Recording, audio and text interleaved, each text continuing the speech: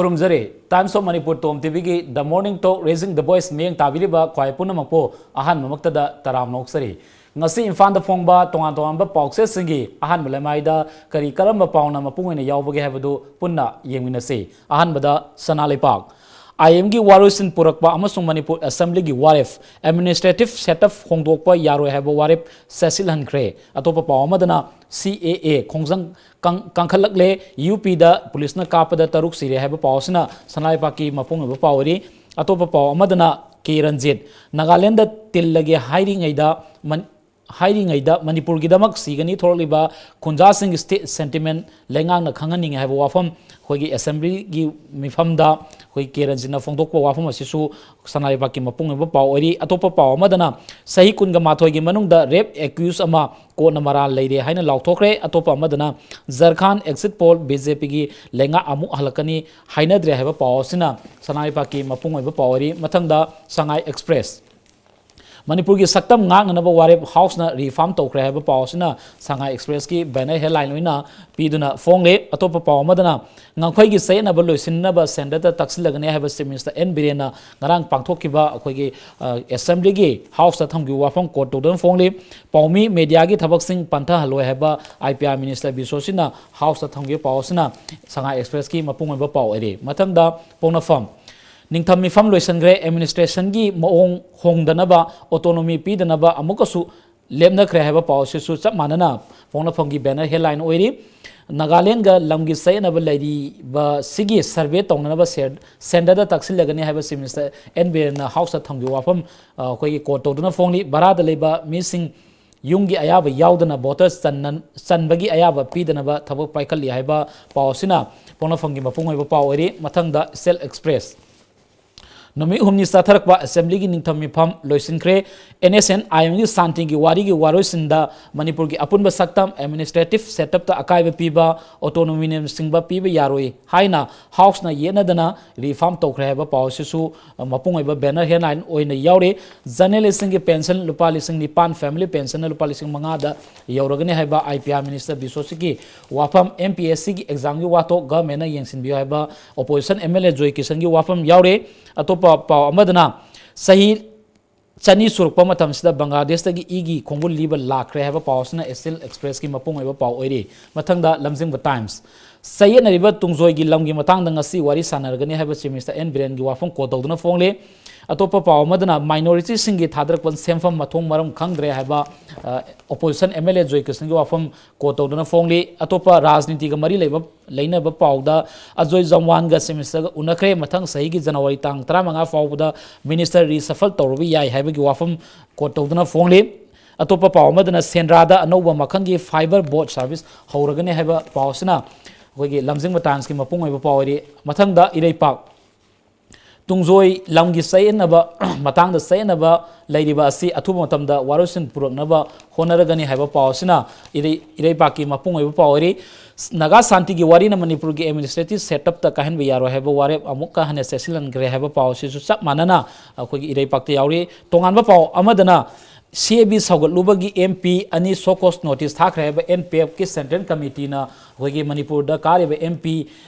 NPF ke masung Nagaland da kariba Rajya Sabha gi MP da sokos notice thaki be paw si su Ireipak ta mapung ba paw ori mathangda huelan paw Manipur gi apunba saktam ngangnaba administration da ahungba piba yaroi haba ware reform tokre advertisement gi pending lupa lakh maudaga 8.17 lai pithong na bonari haba IPR minister Bisosi ki pawsisu kotona phongni atopa amadana chingi manung hanjin mafam singdari doctor nurse yaudrabasu mayuk nabina ngasisu angang unari haba hoilam pawgi correspondent Gyanen Nauremna Om Somtan village ki pawsisu hoilam pawgi mapung ina paw oire aroibada naron gi thodang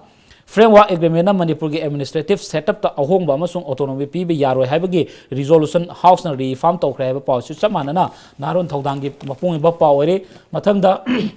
thabak sudana sen lauktholamba contract sing blacklist tawrgani haiba minister gi wafam journalist gi pension gi sempam hegana na honari haiba IPR minister Bisosi gi wafam loinana CAA gi mayukta Wesya gi miyam na theneba asigda muthaga phongdole Nagaland ga paw phongnari haibi gi mauta tungzoi gi lam hana kan biheba opposition MLA Ranjit ki wafam amaromda cabinet na warem lawduna union home minister da aiba seron thaduna khangal lagani haiba minister gi pakum masina ngasigi naron thawdagi mapung oiba paw ri ngasi imfan da phongba tonga tonga pawse sing asigi maroi ba pawsing amadi atai atopa pawsing khargi matang da kogi wakalon phongdokpa amadi khana ne ta kogi studio da lengsinun lebiri basi sanalepak pawse gi koi editor Hemantakumar Ningombani tamobu amung ta taram noksari tamo ngasi gi tonga tonga pawse sing je koi na mapung oina ngarangi numi humni chupna pangthorokpa kogi kaya hai tare winter session gi aroi banumita pangthokiba kogi question hour gi adegi calling attention gi pausing mapung ba paw ori adegi atopa amadana kogi Manipur da kitang santi oina leiraga su bhar ki tonga tonga pham sing dadi koi CA gi matang da tonga tonga ba koi misi mina thopagi paw oina yam kan yauri adubo ahan ma da mo maruina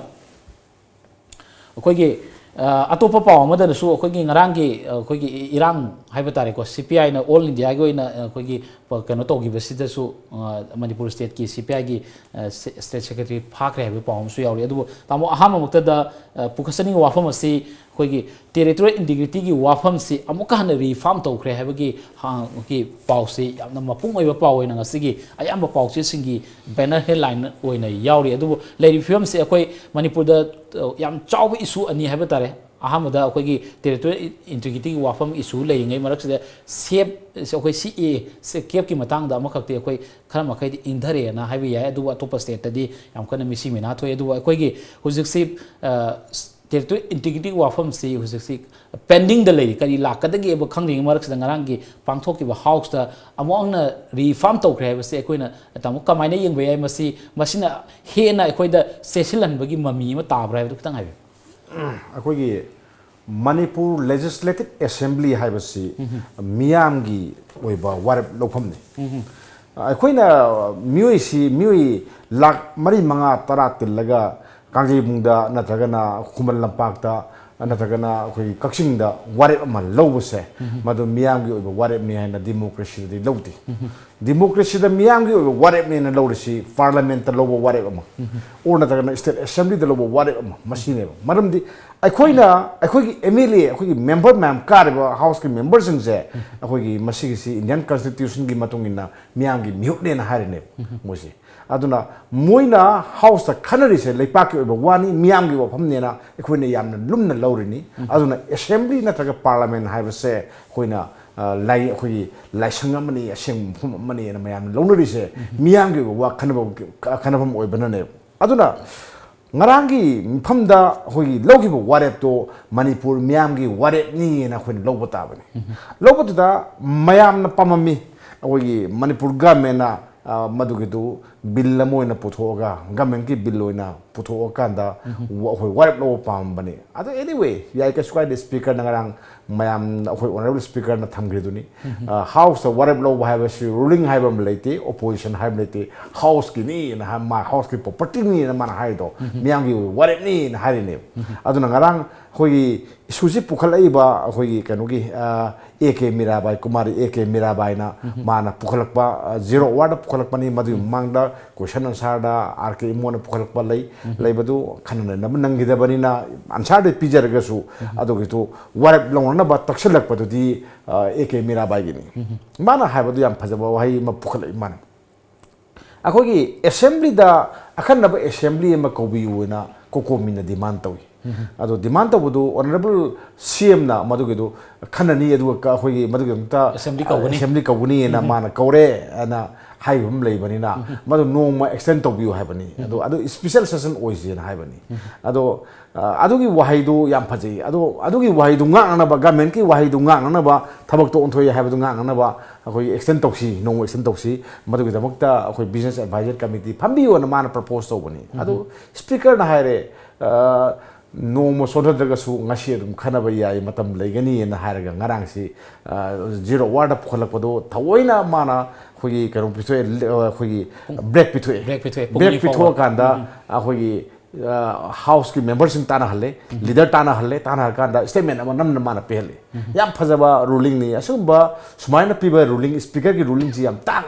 habadi board opposition ga ruling ga gi marakta pau phawung ana mana sillaga miyam ge bo humni miyam ge bo kanoni si ofum ji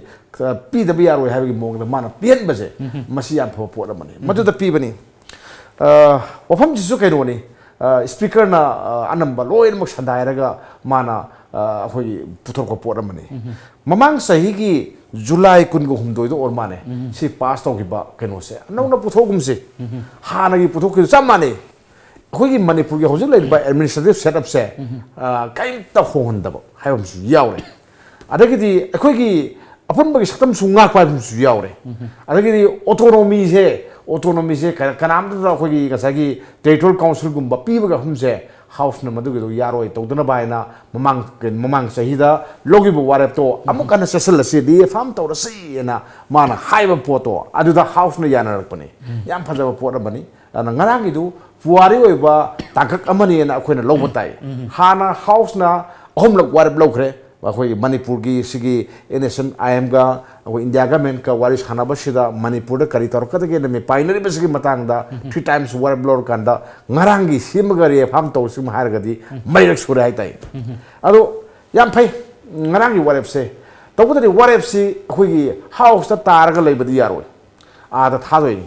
akhoi keno da union home minister thagdoi ni thar kanda India government thadoi ni tharaga marile na basingda akhoi gi madui poto Manipur sentiment si moi da khang gadoi ni warep si yam lawi Manipur kanona lega na warep law khudimak sing si da interest le basu yaram bai leg ta basu yaram bai aduna warep khakna tabo masigi si honorable minister su yam toy chali ado minister ta yam toy chali yaraga di amu wabira musini ada koi Manipur gi matang da warep law matam da ne koi Manipur miyam gi sentiment khari yang biu ko ha posima koi lupa karor ma ama pirak pa yai singi lamdu da ukhul ra khulan je pirak pa yai ukul gi da yarmak tor puyai sara pati da yarmak tor puyai ko adu to puyai loi hai puyai adu ko Manipur gi mong ma to se hojuk lai mong ma to si di kahin biganu hai se amu mung wai bira mo wai lo bun tana ek chalim gi wai bira mo mamang da su tara ga ni thoira warep lo ki balei ra hoi warep am lo gi balei ko aduna warep si lawrga khoina taksan ba ma yaw da ga ya de ba ada hojikti irang su kokomina demand tor ba tor ma assembly session thambi wa potu ngarang assembly session mak su samana ba warep ma lawrga leire an government ka miam ga assembly ga MLA ma'am punamak yauna warep lawin re hojikti lawin na irang su leiro da bana Manipur government thodang lobiro marwin thong lobiro aduga center gi lusing basing sti yamna toina ningsing biu si issue se ayamna kuidong mande atubada hojiki CAB gi irang ma'am hori ma'am je loira ga di si ju pakala da poni ana thani da pakala kadra da pakala kadra tau da pakala kadra di akoi na haiba ngam de ba sigi marak sida Manipur gi miang gi sentiment se government na khangbiu na ya appeal to hojik leiriba Bharat ki koi CA gi wafam asigi marak asida leiriba territorial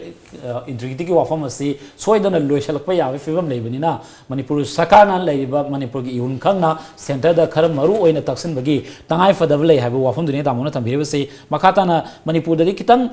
ingthagre na lorga su tamo Bharat ki tonga tonga ba set sing jati hojik si CA gi wafam si yamna kanna koi gi Iran hodana koi UP da police na kapada mioi taruk sikre haiba wafam ko su leiri amarom da koi gi CA gi mayok da Bharat pum da left party sing na changsin gi bo khongjang sing da Manipur gi su left party sing na koi gi khongjang changsin bada Manipur state ki hoina CPI gi state secretary Sotin Kumar fa gi wafam si koi state asida di CA gi wafam si khama kai ingthare lorgo su atopa state kai dadi irang ni na left party sing na hore irang musung phasin ki basi tamo kamani yeng bayai masi akhoi gi mi yeng da chumena lobi bar khitang haibe akhoi na uzik uriji citizenship amendment act uzik act wala bani first and aya pira bani laipak sida notification hek thorpa adum chatlarani india pun mo channel dabni uzik notification mak thokri ado akhoi mieng ani hoigi mieng ani thongna yeng biyai notice ta kai gi damakta miam na akan bai hori no ha pot ma aduga den adagi India gi mayol lamda hori ba yausing sina kari gino kuire Delhi da irang thoktaba irang si Delhi da yam phajam thoi adagi di Uttar Pradesh ta ngarang su mi taruk ni nomai kap hale je police na irang hawena adagi nahan su adum hali adagi di hojikti kadar South India rom da su dum hawi Tamil sing suhari Tamil di Hindu le tabrai na haiba yauri kai gi Sri Lanka dagi moibo akhoina moi adu chalak mam sinjen piru do no haiba pot ma haiba de hojikti nationwide strike oi re hojikti achau yeho mala e hojikti yam chau yeho ni hoi India government ki oi yeho ni yeho si aina sa hajab do ni notice ta lai ri bama yo wakalon siga mainland India rom gi mai wakalon siga yam khene north east की अखोई सक्तम कंजनबगीदमक्तनी अखोई येहौमीसे मुत्खिब तारे अखोई मुतनब अखोई कंजनबगीदमक्ता हौरिब येहौनी हाइसिमा India का मेना खंगो चुमी then अदुगा असोंगिना politics OBI or Natagana, Massa Indian Constitution gi magi article da crisis खर लेब पोट अमा खोइ मन उफंगे मदु पोतु मयाम हाइनरि दुंगाय ngасagi अखोइ सि सेकुलरिज्म नि धर्म दा लाइन लाइसन दा मिसंग मिखाइ नाबि यादबा अजुगा मी इंडियन constitution gi article 14 दे यावरे पोसे असिगि चा मानबा साथुं फंगदबनि हायरगा ngасagi कांगलुप अमा हुंदु उम्बा कांगलुप अमा गिना केमता खनर बिरम दबा मुइना फियो मा सप्रे फिल्म द लेब्रा हाय पोट अमा लाख पोसे मसिदने मयाम पाखना रेसे अदुननि हौजि मया अखोइ मयोन लमदा हौरिबा अयाम बसिंगसे सरु खरदि अतै अतै ओइरम बेको अदु अतै दि कांगलुप अमगी मीना अयाम बोइना खोइना उ फंगिसे मसिनने अदुना नॉर्थ ईस्ट की ओइबा वहमसी हौजिकसु लोशन बनते नतेदि मणिपुर दा ngaklo खरदि फंगे रिलीफ खर फंगी फंगदे है अपोंते मियामसु पेले होई पेंदी पेलिको अदु पेलगसु थमोइदि अदुम खलमगनि मयामसे अस अखोइदा थाज खंपि पिरकपनिदा खंपि पिबसिदा ILPC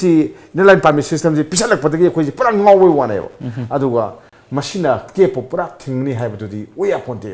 अखोइ अवा फिम मखोइ माइम ओदोइनि अखोमबदा ngасagi सिटीजनशिप एमेंडमेंट एकनोसी अखोइगी एक्सिप सनरा कांसिदा मणिपुर सनरानी मणिपुर सनरा का मणिपुर की सिदा लेहौरिबा हागा योना संगागा लेरबा मिटोप सिंगसे सिटीजन ओइरदमने कमाइना इंडिया की लो ने अखोइ थिंगम पोंते अदोगदी मोइना अखोइ मणिपुर गवर्नमेंट कनो द मणिपुर दा सनरोइ हारगदी मोइ सखिता बनी काय होय इंडिया की द लेउता बनेबा अदु काय लेदोरि हा पोरम लाखिनेबा मोइ काय सेंदो ना पोरम आसाम द लेउता ब्रा मोइ हानस ले कांगुंदो हा पोरम लाखिनि अदु अचौबा अम लाखिनि अदु मरता ngасagi कनो से मागी बेज या याउद बनिना करम कनाबो मिटोप ने खंदोकदो हा पोतु ने बोजु मांगला तारेसि मसिदा NRC नम हारे NRC जी बिहार ददी अखोइ NRC कइनो खै खंदे अखोइ सप यारो हारे देन बेंगोल दा NRC सप सनरोइ हारे अदगिदी नवीन पटनायक उड़ीसा दा हारे सुमाइ तोतना केरला दा हारे अदगिदी कांग्रेस ना लिट कदो मयाम हार पसु यारी अदुना मसी पुनमक्सिना अखोइना ताइदी कदोरे ngасagi एक्सिना इंडिया से तोखाइ ताराब्रा तोखाइबगी मियंग अमदा लाब्रा हाय so wang am ओइसले बजि अखोइसु सिंगदबम यावखले इरांग सुसिनेमक्तबा मयांग वहम मयाम सु लाकपा अद मरक्सिदा ngасagi KFC यानिंगदे हाइना कनोसी अखोगी ले पार्टी सिंगना हौबनी यौसी इंडिया पनम हौबनी मणिपुर दसु बन तौबसी हाना वार्निंग तौई अदोना बन सोकप यारोय लोगियो थोक लहोकनेना अदो बन सोकप यारोय सी मोइगी बंदुगी सैथिंग अदुम खरदे अदुम लेगनी फलेही कक्सिंग दा फजना लेब अखोइ उहोगी अतेते सो अदुम कनो CPI ना कनबम हमजा अदुम तौई अदो बनगुंबा तौबसी हड़ताल तौबा गाइना हाय होइना को हड़ताल तौबा ऑफिस थिंगबा पैकेटिंग तौबा धरना तौबा प्रोटेस्ट तौबा मसी इंडियन कॉन्स्टिट्यूशन ना यादे हाइना थिंगबा लेब्रा अइना हंगरिसे यादे हाइना थिंगबा लेगिब्रा याम फजै ngarang aihakna social media da ubani ubasi akhoi nupi amakak only one nupi amakakna mana lepaga ngasagi yamna maru mfam da mana lepaga mana kep ki mayukta protest to mana yam faja na mana protest do mana ngangi sakano pair akhoi poster ama pair postcard ama pair kan da mana ngangi Prime Minister Narendra Modi ga Amit Shah ga sumana tapta kai hulli adu ngangi adu police na ma je phage to kan da mana hai ai nakhoi thamiba khoi CRPC gi section samani phumari 144 je ai violate tawdi ai thamdani protest tawrise aduna noina ai phaba gam du phado si kari maram gi phado no karam ekim khada phado no hakana police ngam da phangam de smart na mi ama tawse protest on tawbi ai have potu ngarang adum u phangi sine acho khudam ne aduna sigi protest tawriba potu lauthu na amuk ta tawhidi 100 case di akhoi CPI gi lusingba sotim kumar pharaine Manipur da ban mayam ko ngasi mari mangani mangda su sing da bari da ko akhoi adum khangi aduga dem national highway se more lambi thingi adudana sub secretary ga wari sane yabine ngone haije wari sane aduga yana pore hai aduga kano gi akhoi mathang sahi gi kano gi January gi tang kun ma bo kum thui hai ne aduna wari sane somna khandana band tawdi yaro hai ne aduga di India gi oina khoi central government ki orna tagna BJP ki pot ama leibra kep ki mayok ta hobo ihosing chi takayo गाइना वारे Uma lobe Lebra अदुगी government गा थौदा पिरप लेबजाला हाइबगी वहंग अम लाए वजिति अदुना सुगुम्बा मणिपुर गुम्बददी मिगी अनिंगबा पांबा order India दा अनिंगबा पांबा खगा फोंदोकपददी अदुम आई थिंगम थोक्तेना खाली नोंगैना काब हालिसिंसु अनंबा protest फजना इंगना सिगना तहलगदी फगदबा अदो police का मुंगनारदी नुंगा थारे काबनरे अदुदी काश्मीर हाइबा काश्मीर नाहवाय खोइन उगी सतमदो हौजदी काले उरे यूपी दा उरे दिल्ली दा उरे अतोबा स्टेट दा उरे अतोबा स्टेट दा उरे अदो मणिपुर दसु उरकपे गवर्नमेंट अदुना कदुनानी सिदा हौग्रे पास बनसु लोइरे CPI की बन लोइरे ले पार्टी की बन लोइरे हुजिक मी फाना तानरा कदुगे नसिंदा अदुना अनदर प्रोवोक अमा तौरगा मणिपुर दा इरांग अमा सुम थोंगना सुंदोइस करिगिनो सिनि हौग्रसुनु यारे कदोरि कदोंगदो नसिनि अदो मोय फारे पुथोक फावे कदोंगदो नसिंदा सिगम पोसिदिंग हारगन थोरकिनी बन नैसिदे तौदु लेरे पोनी बन मुकरा थिंगम दोइ नखोय मणिपुर दा डेमोक्रेसी ने यारे पोर मनिसिदि अदुना मसिगी पोसिदा अखोइना अनदर इरांग अमा थोंगना सुनबेगी महत्ता अखोइ इंगना सिगना लोसलगा गवर्नमेंट से मियामगी उजिति थबक सुबु मतमनिको मुजु थागी मतम ओइदिङैसिदा साखो थरांग थबक सिनसिदा मियं कन्ना संहोरसे न यापिल तौनि याम नुंगाइसि जामो मखा ताबा वाफम सिंग अखोइ खना दिङि मांगोइना अतेन ब्रेक अम लौसगे ब्रेक के मतुंगदा थबक सुदना थब से लौथोलंबा कॉन्ट्रैक्टर सिंग ब्लैक लिस्ट तौगनि हाइबा वाफम लोइनना अखोइगे तुंगजोय अमसुंग खेजा खेनोगी मरक्ता थोलिबा लंगि सैनबा सिगी मतंगदा लोइसिननबा अखोइगे होम मिनिस्टर दा रिमाइंडर थागनि हाइबा वाफम सिंग अमुक ने सगे अतेम ब्रेक अमतंग लौसगे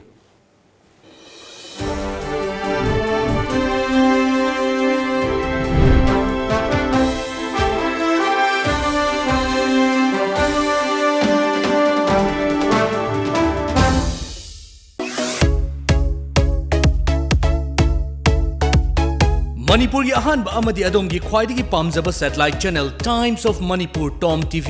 एयरटेल DTH की चैनल नंबर 646 ता फंगबिरगनी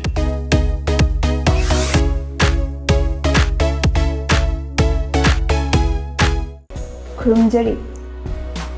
लमजिंगबा फाइनेंस ना मखल खुदिंगमकी गाड़ी सिंह हाइबदी 2 व्हीलर्स 4 व्हीलर्स कमर्शियल व्हीकल्स अमदी कमर्शियल इक्विपमेंट सिंगेबा लोन पिजरी डॉक्यूमेंट्स इचंग चंगदना अमदी प्रोसेसिंग मतम चंगदना यामना लाइबा मवंगदा लोन फंगबिरगनी अमदी अदोंगी अचिनबा थुबगी दमक मयामना वाबिरगनो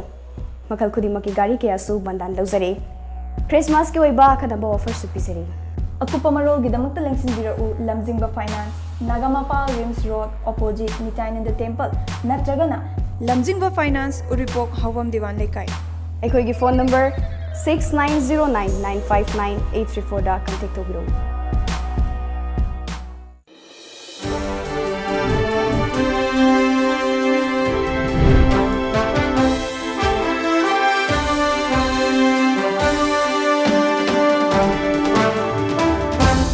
ब्रेक के मतुंगदा अमुखन तराम नौसरी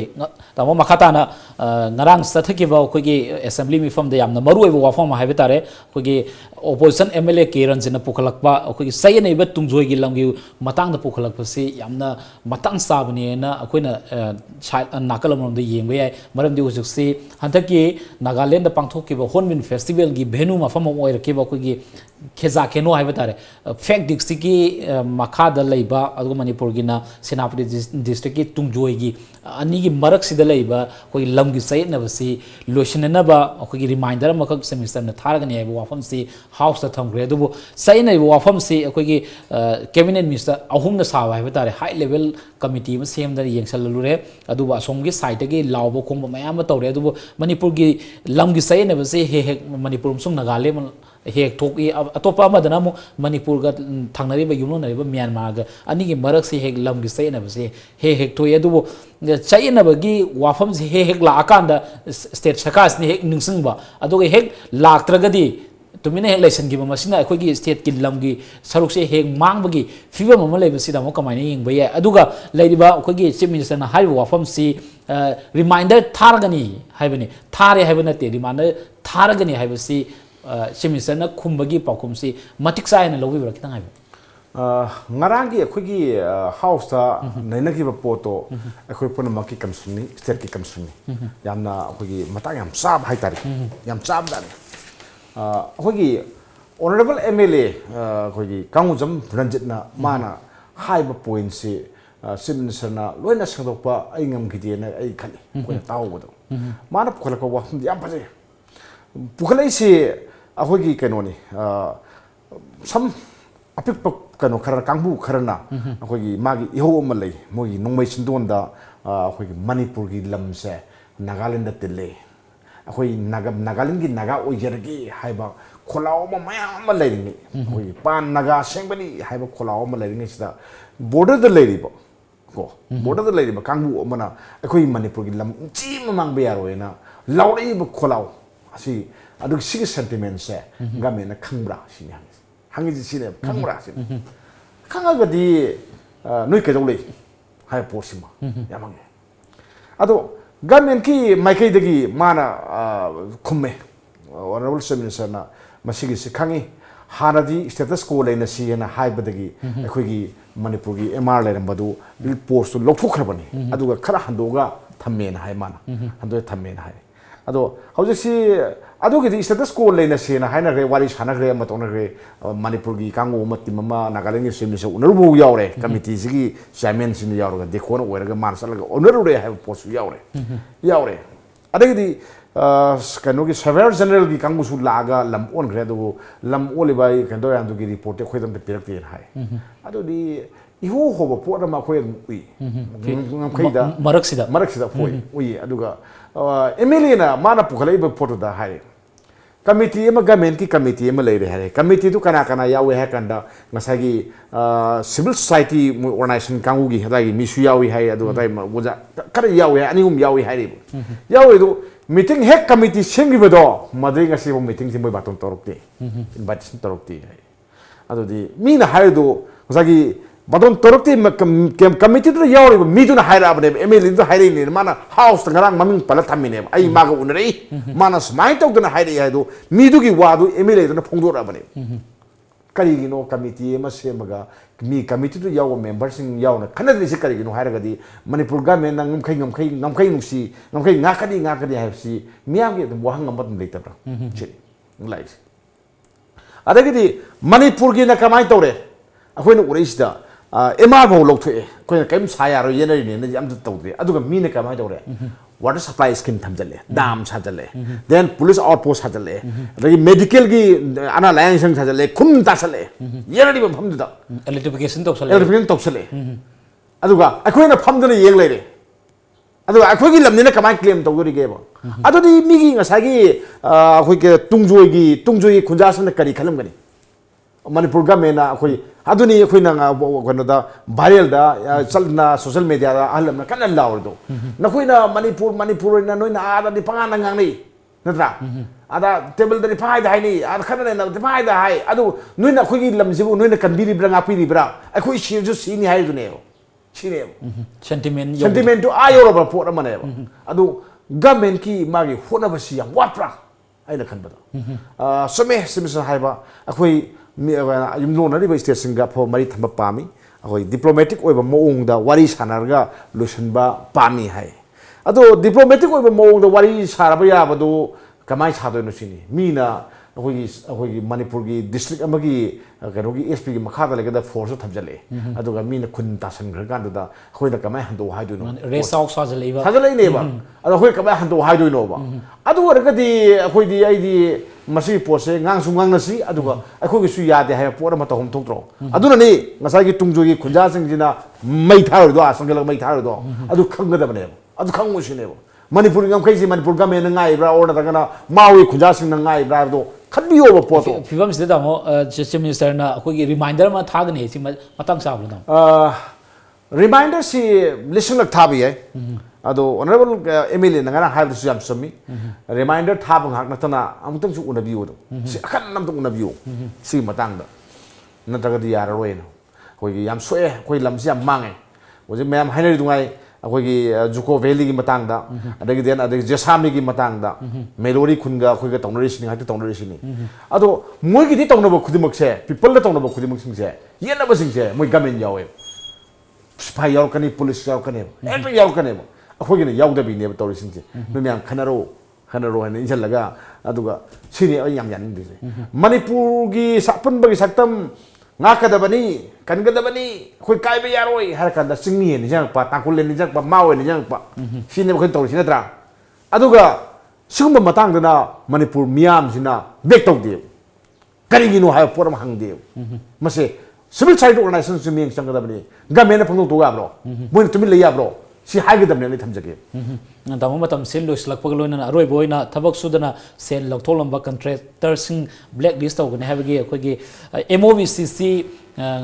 ꯀꯩꯒꯨꯝꯕ ꯈꯔ ꯆꯌꯦꯠꯅꯔꯦ ꯍꯥꯏꯕꯁꯤ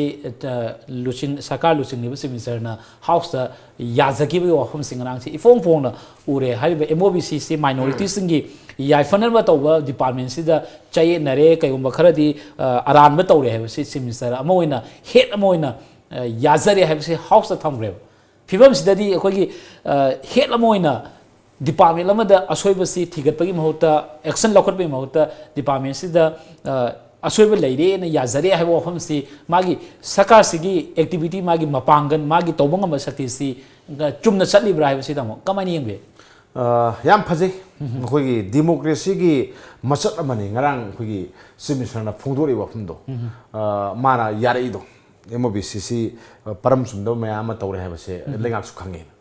ꯌꯥꯝ ꯐꯩ ꯃꯥꯅ ꯑꯗꯨꯃꯥꯏꯅ ꯍꯥꯏꯔꯤꯗꯨꯁꯨ ꯌꯥꯝ ꯐꯩ ꯂꯣꯠꯇꯦꯗꯅ ꯃꯥ ꯍꯣꯠꯅꯔꯤ ꯍꯥꯏꯗꯤ ꯂꯣꯠꯇꯦ ꯑꯗꯣ ꯃꯥꯅ ꯍꯥꯏꯕꯗ ꯑꯦꯛꯁꯟꯁꯨ ꯂꯧꯏ ꯍꯥꯏ